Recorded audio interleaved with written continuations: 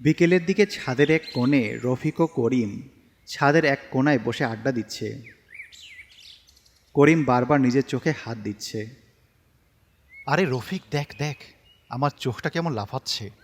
তা তো দেখছি, কিন্তু চোখে বাতাসে ধুলোবালি পড়েছে হয়তো। তাতে এত লাফানোর কি হলো?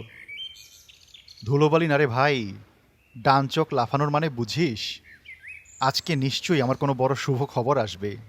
আজকের দিনটাই আমার দারুণ যাবে, দেখিস। বলিস কি? গত সপ্তাহে না বললি তোর বাম চোখ লাফিয়েছিল?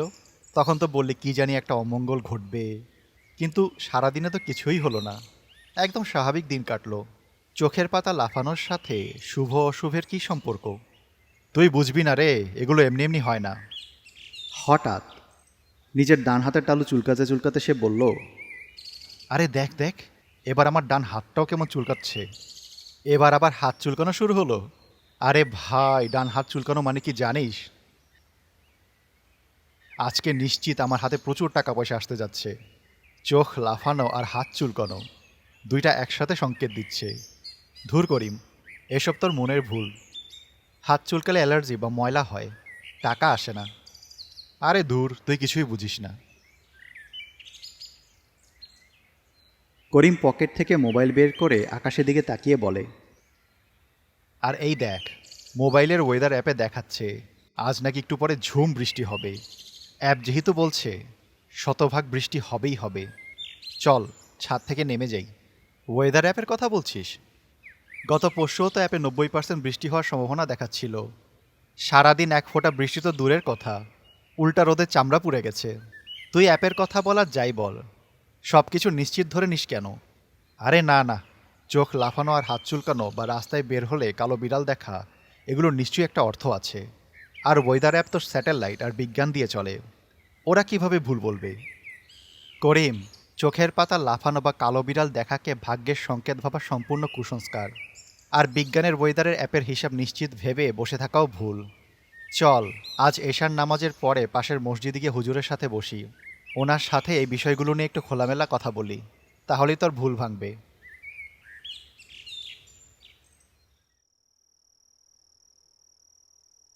এশার নামাজের পর মসজিদের একপাশে ইমাম সাহেব বসেছিলেন। রফিক এবং করিম সেখানে এগিয়ে গেল। আসসালামু আলাইকুম। এসো করিম, এসো রফিক, বসো। কি মনে করে আজ দুজনে একসাথে? কোনো বিষয় নিয়ে বেশ চিন্তিত মনে হচ্ছে। ওয়ালাইকুম আসসালাম। আসলে করিমের মনে কিছু প্রচলিত বিষয় নিয়ে ঘোর সন্দেহ তৈরি হয়েছে। ও মনে করে তার ডান চোখ লাফালে ভালো হয়, আর বাম চোখ লাফালে খারাপ। ডান হাত চুলকালে টাকা আসে, আর বাম হাত চুলকালে টাকা খরচ হয়ে যায়। শুধু তাই নয়, ও বলছিল মোবাইলের ওয়েদার অ্যাপে আজ নাকি বৃষ্টি হবে দেখিয়েছে, মানে শতভাগ নাকি বৃষ্টি হবেই। এগুলো নিয়ে ইসলাম ও বিজ্ঞান কি বলে, তাই একটু আপনার কাছ থেকে বিস্তারিত জানতে আসলাম। মাশাল্লাহ, খুব সুন্দর ও গুরুত্বপূর্ণ বিষয় নিয়ে এসেছো করিম। আমাদের সামাজিক জীবনে এই বিষয়গুলো খুব গভীরভাবে জড়িয়ে গেছে, যার ফলে অনেকেই না বুঝে শিরক বা বিভ্রান্তিতে জড়িয়ে পড়ে। চলো, বিষয়গুলো আমরা আলাদাভাবে একটু বিস্তারিতভাবে বুঝি। প্রথমত, ওয়েদার অ্যাপ ও আবহাওয়ার পূর্বাভাস। বিজ্ঞানের সাহায্যে আধুনিক স্যাটেলাইটের মাধ্যমে বাতাসের চাপ, তাপমাত্রা আর আর্দ্রতা মেপে আবহাওয়াবিদরা একটা সম্ভাব্য পূর্বাভাস দিয়ে থাকেন। ইসলাম বিজ্ঞানকে অস্বীকার করে না, তবে মূল পার্থক্যটা হলো বিজ্ঞানের এই হিসাব একটা অনুমান বা সম্ভাবনা মাত্র, কিন্তু চূড়ান্ত ক্ষমতার মালিক একমাত্র আল্লাহ তাআলা। আল্লাহ তাআলা পবিত্র কুরআনে সূরা আল লুকমানের 34 নম্বর আয়াতে স্পষ্টভাবে বলেছেন, নিশ্চয়ই আল্লাহ, তার কাছেই রয়েছে কিয়ামতের জ্ঞান।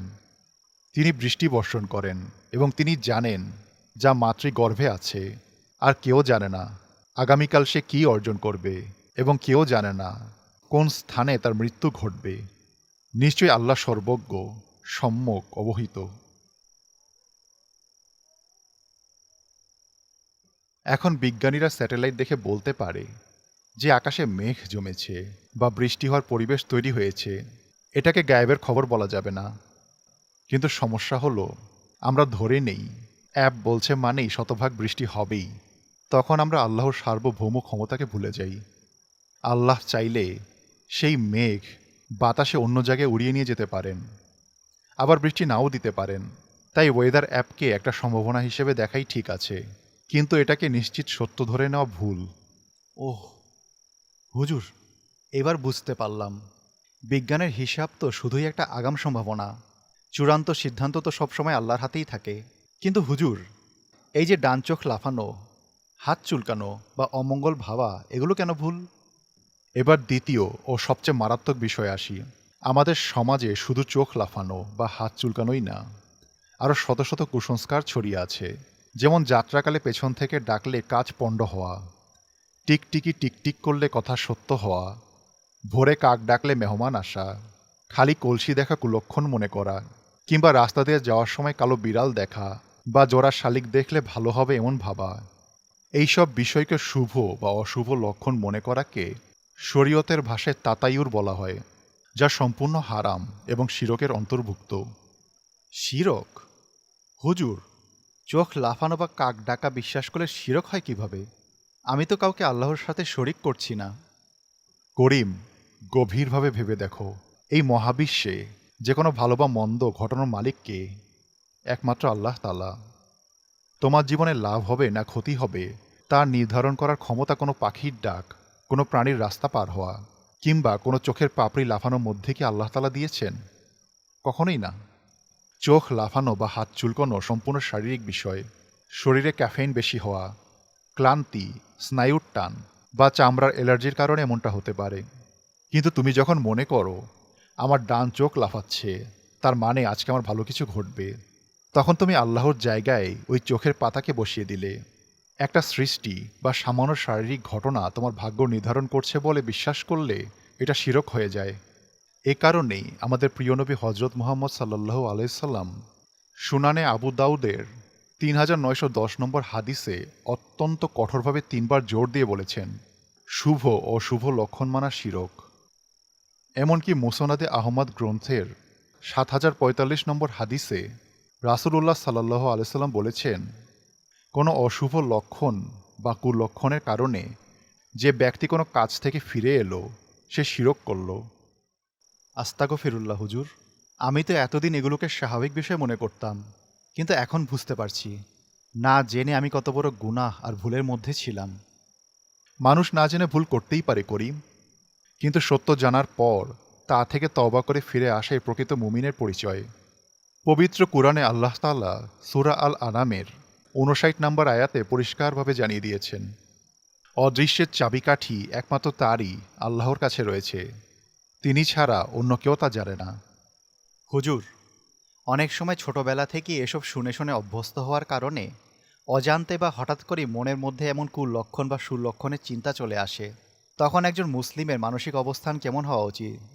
কিভাবে সে নিজেকে এই চিন্তা থেকে দূরে রাখবে? খুব চমৎকার একটা বাস্তবসম্মত প্রশ্ন করেছ রফিক। মনের কোণে যদি কখনো শয়তান এমন কুচিন্তা বা ওয়াসওয়াসা দেয়, তবে প্রথমেই নিজেকে মনে করিয়ে দিতে হবে, আমার ভালো মন্দের মালিক কোনো সৃষ্টি নয়, একমাত্র সৃষ্টিকর্তা আল্লাহ।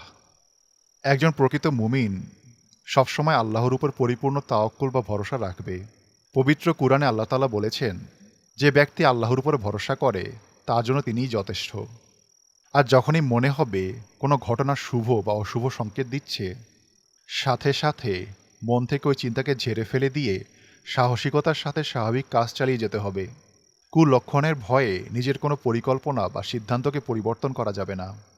মনে রাখতে হবে, আল্লাহর অনুমতি ছাড়া পৃথিবীর কেউ তোমার চুল পরিমাণ ক্ষতিও করতে পারবে না, আবার সামান্য উপকারও করতে পারবে না। ঈমানকে মজবুত রাখাই হলো সব কুসংস্কারের সবচেয়ে বড় ওষুধ। আলহামদুলিল্লাহ হুজুর, আজ আমার মনের সব ভুল ধারণা দূর হয়ে গেল।